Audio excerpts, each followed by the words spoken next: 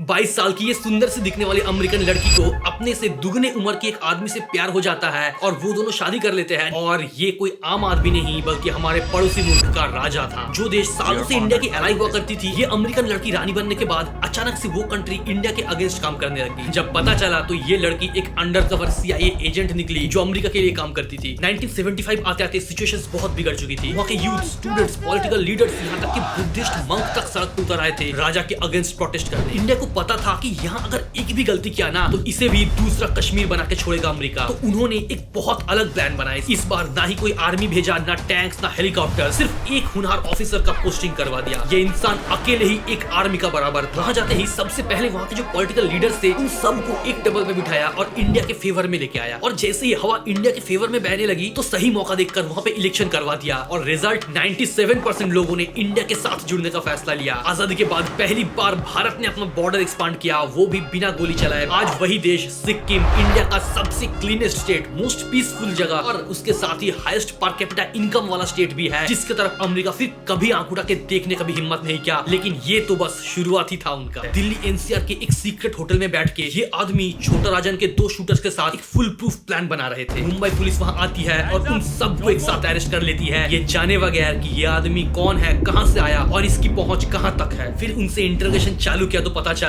1972 की एक राज के बारे में। पहली बार जब नॉर्थ ईस्ट चल रहा था, आज जैसे मणिपुर का हाल है उससे भी बदतर हाल थी असम की। ये आदमी वहां जाके मिजो नेशनल फ्रंट यानी वहां का जो रेबल ग्रुप था उसके नेटवर्क में घुस गया। वहां के 7 में से 6 रेबल ग्रुप्स के लीडर्स को अपनी तरफ ले आया और मजबूरन बाकियों को सरेंडर करना पड़ा। इलेक्शन हुआ, एक नया स्टेट का जन्म हुआ, असम टूट के मिजोरम। फिर ऑपरेशन ब्लू स्टार के बाद अमृतसर की गोल्डन टेम्पल के अंदर कुछ मिलिटेंट्स घुस गए थे। PM का सख्त ऑर्डर था एक भी आर्मी अंदर नहीं घुसेगी। फिर ये इंसान आया, अंदर घुसा, उनसे बातचीत किया, लेकिन एक इंडियन ऑफिसर के रूप में नहीं बल्कि पाकिस्तानी ISI के एक एजेंट के तौर पे। इन सबको इससे भी बड़ा एक्ट का लालच देके गोल्डन टेम्पल से बाहर निकल कर लाता है और जैसे ही आता है बाहर स्नाइपर रेडी बैठा था, उसके लीडर्स को ऑन स्पॉट शूट कर दिया। बाकी लोग अपने आप आके सरेंडर कर दिया और यहाँ तक आते आते वो अपने लाइफ के अल्टीमेट मिशन के लिए तैयार हो चुके थे, जिसके बाद उन्हें सीधा 7 साल के लिए पाकिस्तान में भेज दिया गया। इस इंटेलिजेंस ब्यूरो का ऑफिसर ने मल्टी एजेंसी सेंटर का स्थापना किया और joint task force intelligence centre चालू किया। इंडिया का इंटरनेशनल हमलों का जवाब देने का तरीका डिफेंसिव से ऑफेंसिव पे शिफ्ट किया। पूरी सर्जिकल स्ट्राइक बालाकोट से लेके आज के ऑपरेशन सिंदूर तक में सबके पीछे का दिमाग इन्हीं का होता है।